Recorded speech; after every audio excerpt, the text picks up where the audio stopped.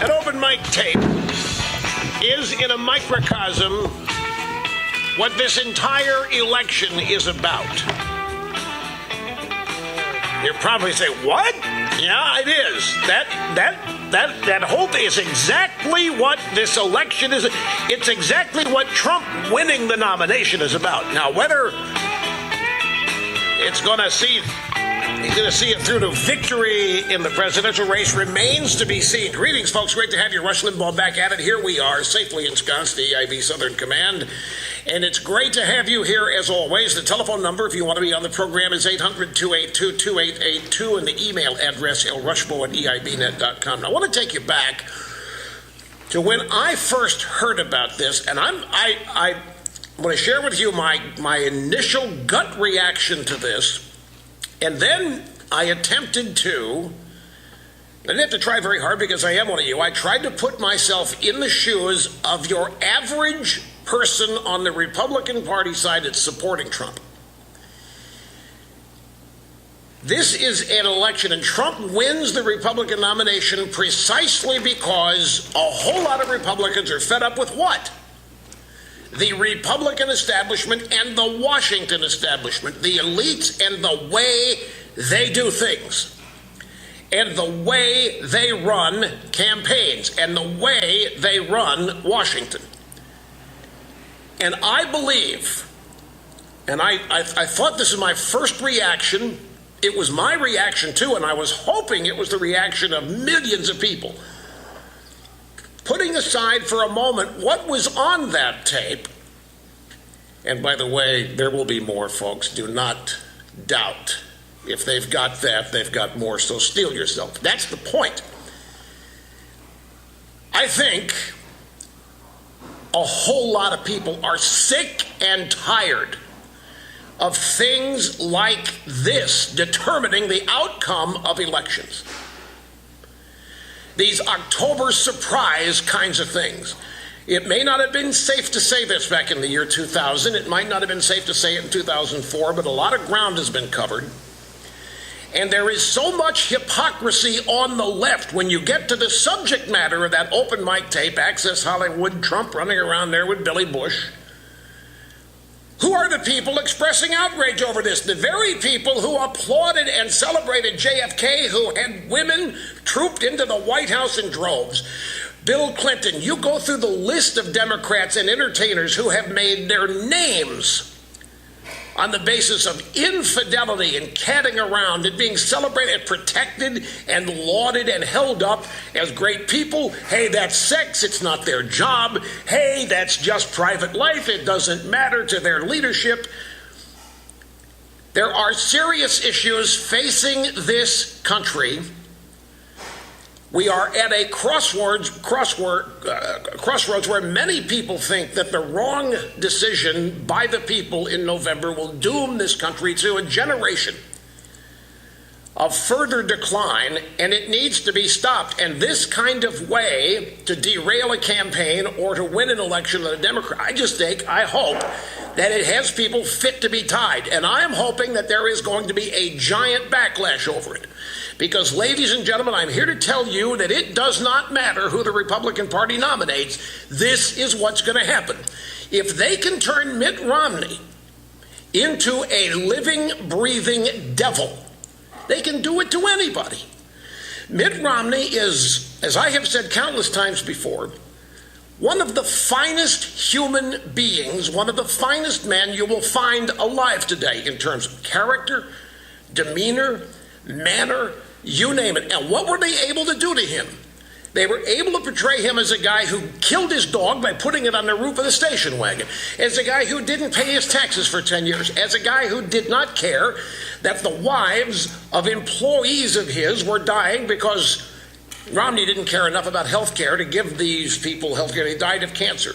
If they were able to demonize Mitt Romney, and they have tried demonize, they demonized George W. Bush, they'll be able to demonize anybody. And if this is the kind of way they go to win elections, they're never going to stop winning elections. If this is all it takes, and I think a number of people have become outraged by this, And I don't think there are very many, if at all, defections from Trump among his core supporters. Now, we know he needs more than that. And I'm not telling you that, and I'm not making any predictions here as to what's happening, but you go to this debate last night, and I'm telling you that the fact that after the first 20 minutes, Trump was able to sweep this aside despite that debate last night was about destroying Donald Trump's life.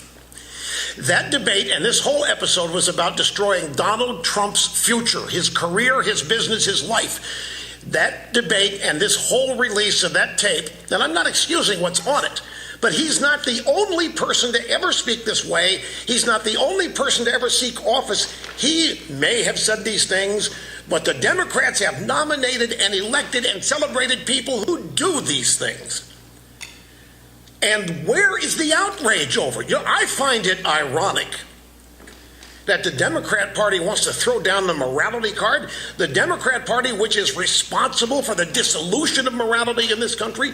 The Democrat Party, which is for all these progressive new attitudes in our culture.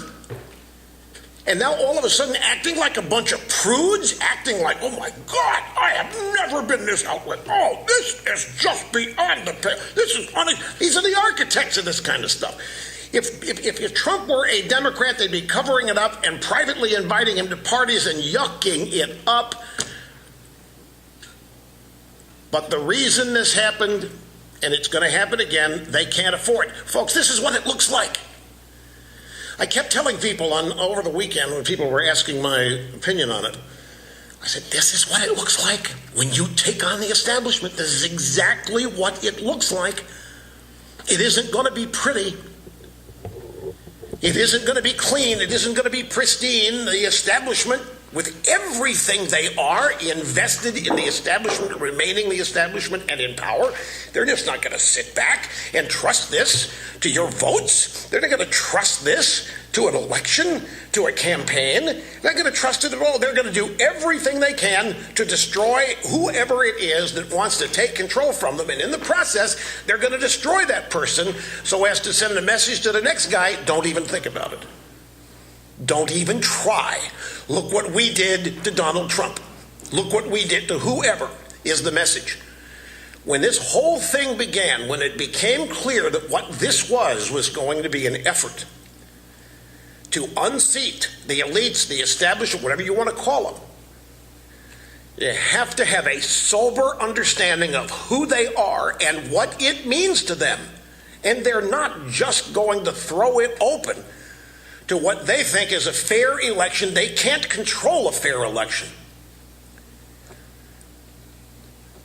I think that given the circumstances in which this campaign is taking place and the various stages of challenges facing this country, I have a feeling, while I'm sure it depressed a number of you.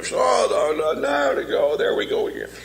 After that, I am confident a whole slew of you got livid and angry and fed up that this is what always happens. And none of this has anything to do with the issues on which you have chosen to support Trump, or not, depending.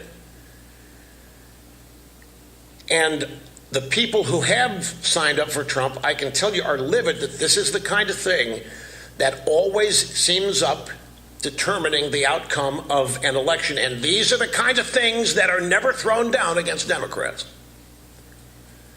The Democrats get away with all of this hypocrisy. The left gets away with all of this hypocrisy. And I was thinking over the weekend, I was asking, and I was thinking at the same time, what are the odds that there's a potential backlash brewing over this kind of thing? Because you can make book that this is the kind of thing that's going to happen. They're going to lie. They're going to destroy. The left, the media, the state is going to destroy, however they can, anybody every 4 years that claims to be on the Republican ballot, claims to be Republican, seeking to unseat the state, the Democrats and media complex. And like I say, folks, it's not insignificant. They did the same thing to Mitt Romney. In that case, they made it all up. But it stuck, didn't it? And they did it, didn't they? And so for everybody, see, we got to get rid of Trump, man. We've got to throw Trump over. Trump's not going to do it to any of you who try it. The same kind of thing is going to happen to anybody and everybody. If you want to throw Trump overboard, you know what you ought to do? You ought to just concede the presidency to the Democrats and apologize for ever trying. And hope that they forgive you. Because that's the message being sent here. There isn't a single, Ted Cruz, take your pick. Take your pick. If any of these Republicans who had won the nomination, you think this wouldn't have happened? You think there would not have been an October surprise? You think there wouldn't have been lies about, and do you realize that there is not a human being alive? This is another key point, folks. When I say this is what it looks like when an outsider seeks to unseat the elites, the insiders, establishment, whatever you want to call it, they all, particularly those that are in elective office, they live their lives for one reason: public consumption. For purposes of election, they live their lives, they file their taxes, they dress, they speak. Everything they do is designed to hold up under the Klieg lights of campaigns. In the process, they are phony, baloney, plastic banana, good time rock and rollers. They become robots, political robots. When they speak about politics, it's a recitation of issues from a handbook and playbook. It isn't real. You know it and I know it. But it's how they guarantee re-election. It's how they guarantee election in the first place. Well, somebody from the outside, let's use Trump since he's the candidate, he's not lived his life for this kind of exposure. He has not lived his life for the constant realization and planning and scheming that whatever he does or doesn't do must be done in specific ways because I'm running for office. So therefore, I can't do this and I can't do that and I can't do this. I must do this, I must do this. He has not lived his life that way. They do. They construct their finances, their tax returns, their public disclosure forms, financial disclosure. Everything they do is designed to pass muster under the Klieg lights of so-called media examinations every 4 years when they run for office, or in the case of the House, every 2 years. But somebody on the outside, doesn't matter, could be Trump, could be Anastas Mikoyan, take your pick of anybody that would ever seek the presidency who's not from the world of politics, and the same thing would be the case. They have lived their lives totally differently. They've been real. They may have been bankrupt, they may have earned a lot of money, they may have taken advantage of the tax code, they may be married 3 or 4 times, who knows what it is. But they're not phonies in the sense that the insiders are. So this is what it looks like. It's always going to be this way, whether it's Trump or anybody else. Anybody on the outside, by definition, runs the risk of being exposed by the insiders as somebody unfit and unsuited and ill-tempered, precisely because they don't come from the world of politics. The best illustration of this is the argument over Trump's tax returns. I'll guarantee you that if Donald Trump back in 1995 or even 1990 thought that he was going to run for president someday, his tax returns would look entirely different. His career would look entirely different. It would be structured entirely differently. It would be structured in such a way as to pass muster under the phony examination of political publicity. So there's not somebody out there. There's not a human being, there's not a normal red-blooded American man who has not said something to somebody that, if exposed, would not be embarrassing, would not be humiliating, would not get them in trouble. There is not a single person in this world, male, female, straight, gay, you name it, who could survive what Donald Trump has been subjected to, because everybody would be subjected to, and we all have committed quote-unquote sins as defined by the political class.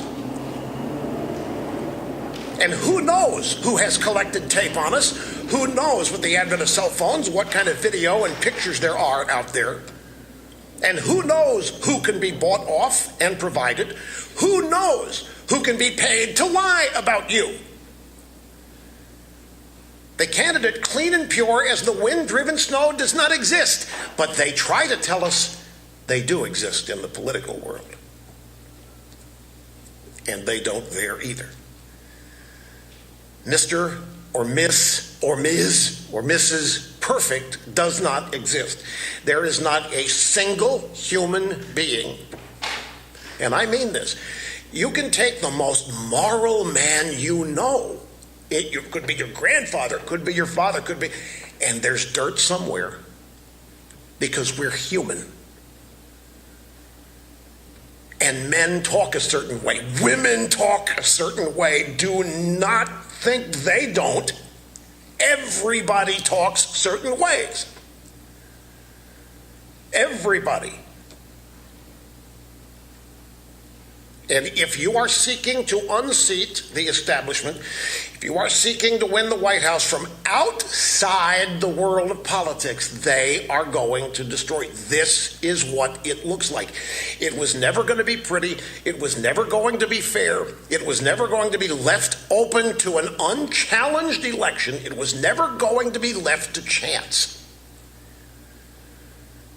The challenger was always going to suffer an attempt at destruction, no matter who he or she was or is. The establishment simply cannot afford to be ousted. They're not going to put up with it. They wouldn't tolerate it. They're going to do everything they can to hold on to it, which is also natural. People with power just don't sit around and let it be taken away from them, which is what an election they lose would be. So you're not going to get a pristine campaign. You're not going to get a perfect candidate. You're not going to get somebody who doesn't have any smudges or doesn't have any smears on it. You're not going to find anybody. And especially you're not going to find them in the political world either. Biggest collection of phony baloney plastic banana good time rock and rollers you can find. They define their lives by that, so that they can survive specific things like this. I'll tell you one other thing. All these people on the left and the media running around outrageously offended. They're not offended in the slightest by what Trump said. They're capitalizing on it. They're the ones who have set up this permissive society. They're the ones who have shredded the boundaries. They are the ones who have erased. These are the people that take money from people in Hollywood that produce some of the most depraved content we've seen. And they celebrate it, and they applaud it, and they call it great art. And it's far, far more destructive in terms of how it's portrayed than what Trump's talking about on some bus in a studio lot at Access Hollywood. So the hypocrisy on this is tenfold. They get to act like they're righteously indignant and like this is the greatest assault on morality and decency, and these people have presided over the destruction of decency in song lyrics that they produce, music, in books they write, television shows that they produce, movies. For these people to act like they've never heard these words before and never heard them used this way, it's opportunism. It is nothing to do with the issues. It has nothing to do with the future of this country. And my guess is that a slew of Americans are fed up with all of this kind of rut gut determining electoral outcomes, particularly this year. And I am hoping there is a huge backlash over this entire tactic.